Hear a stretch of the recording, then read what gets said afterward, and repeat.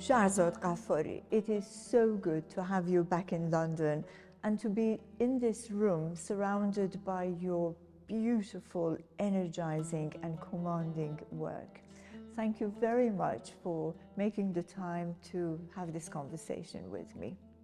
Can we begin by talking about the place of art in your life? You work in two separate locations, Vancouver versus Tehran. Tell me a little bit about the dynamics of working in two such distinct locations. Art has been always with me. It has been always a part of my life. And since I was a child, when I think about it now, I realize that I was a bit timid and shy. And I found out that art is another way to communicate. So from family with artistic background actually helped me in that, taking that path. And the family was very supportive of me continuing my education in arts. And talking about locations, yeah, definitely, it's important. It's important because each location has its own characters, nature, social stuff, politics. So it's for sure it's going to affect your art, and it's going to show in your art. The first painting that we see when we walk into this exhibition, with its exquisite craftsmanship and these piercing pairs of eyes that just fix the viewer in the spot. It's the lion and the sun. What was the inspiration for this work? Lion and Sun is a very good example of that political and social, like bringing that issue in art and reflecting it. Because I've done that work at 2009 when I was living in Tehran, and there was an uprising because of a brutal shooting of a young woman called Neda Sultan at that time. So there was a big demonstration, like everybody was out in the streets. And when I saw all of those young women, like they were all in front, like they were fighting fearlessly, and there was no fear in them, and it was mesmerizing. I've used a lion and sun motif, which is a very it's quite a motif which is rooted in Iranian culture, and it used to be in our national flag for many years, as long as you can remember. But it shows the lion, which represents the male and masculine power with the sword, and then usually the sun, which is a female figure, it sits in the back of the lion. That night I've realized like that's not her place, and I reposed the face in front of the lion. That was the true place for her. And still up to now, she's fighting, she's fighting bravely, strong, and maybe this time, like, the world heard about her, like recently in these years with the movement of women life freedom. But I saw her, the one they wanted tamed, they wanted voiceless, they wanted colorless, and there she was, standing strong. And believe me, maybe this time she sang her song like a swan, because they say swans sing only once in their lifetime before that. But she will sing like a canary, and nobody can stop her. I believe in that. Discourses of love are in the warp and weft of so many of your paintings. And here is Kneeled to be Crowned. آمده‌ام که سر نهم عشق تو را به سر برم. A lyrical poem by Maulana Jalaluddin Balkhi Rumi, as he is mostly known in the West.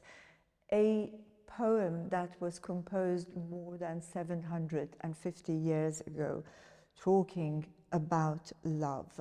I've always said that like you have to be in love in order to be able to create. It doesn't exist, no other way exists around it. Like, you can go around it, and you must have like a broken heart or bleed, and that blood becomes your art. Kneel to be crowned by love actually was inspired by Rumi, and as you can see, you will see lots of like bright colors and those blue strokes, and the background which has those blossoming flowers, and that shows the first part. It shows a submission, like you see the first part, it has this submission part, and then you see the uplift on the second part, which shows after to be crowned with the love. You see how the love has that power to uplift you.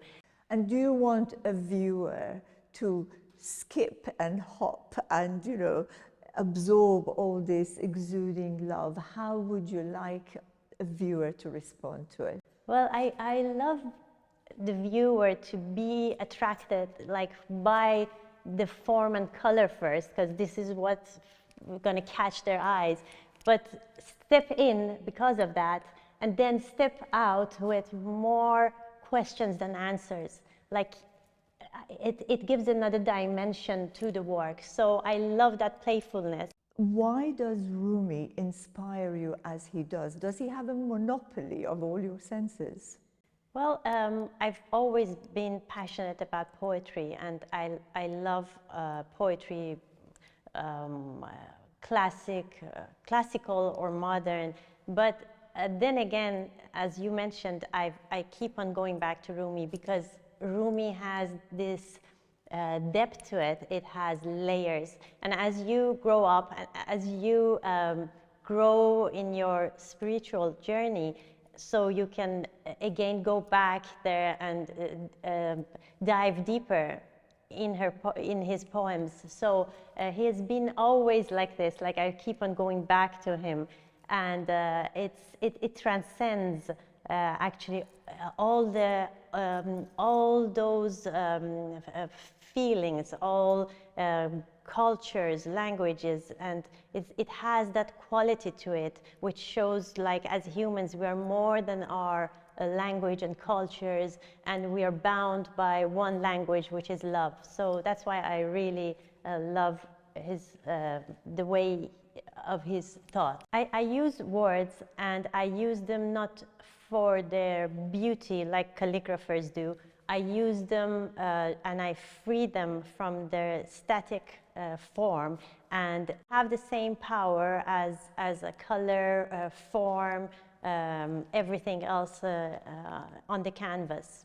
And finally, oneness, the start of the journey that led to this splendid exhibition. نه از خاکم، نه از بادم، نه از آبم، نه از آتش، یکی جویم، یکی گویم، یکی دانم، یکی خوانم. One I seek, one I know, one I see, one I call. Am I allowed to ask you what is in the pipeline? What are you working on now? Well, actually that's a secret.